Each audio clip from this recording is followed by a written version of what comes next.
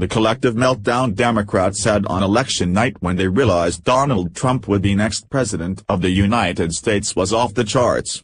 Conservatives will likely remember the night with glee as they realized how utterly wrong the polls and Democrats were that predicted Clinton would undoubtedly win.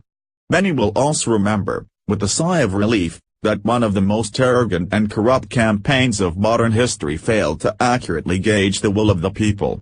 Others, namely liberal Democrats, will remember that night as a soul-crushing blow that ripped their world to shreds. Esquire magazine interviewed some of those people to get an inside look at what was going through the heads of those who controlled the narrative for decades, and it's about as ugly as you can imagine.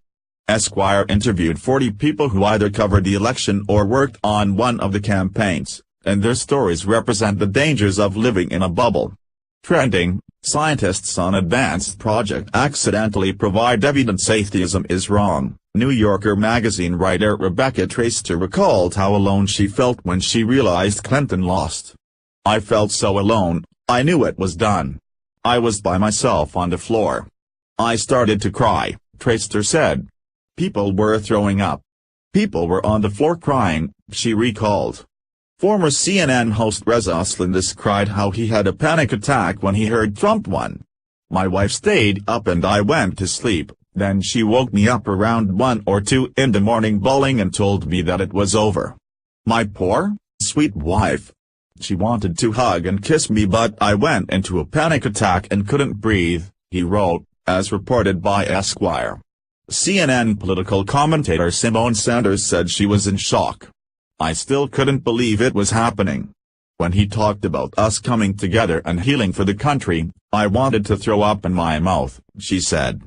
New York Times writer Michael Barbaro said he lost a sense of direction. Related, Hillary's campfire is back, accuses Brazil of spreading Russian-fueled propaganda. "I went home and woke up my husband, I think it was 4 or 5 in the morning, and asked him what the next steps should be journalistically. Should I move to Washington? Should I change jobs? It was pretty disorienting," he said. There's little doubt that liberals far and wide were disoriented with the election results.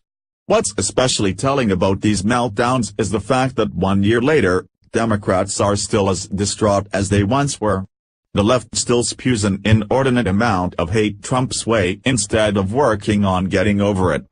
Clinton encouraged the resistance movement and activists have called for fighting in the streets. Meanwhile, Trump is turning this country around. The economy is roaring, the Islamic State terror group is losing control and Americans are optimistic. Trump is still winning. T. Washington Free Beacon. Please like and share this story on Facebook and Twitter and let us know what you think about this collective meltdown.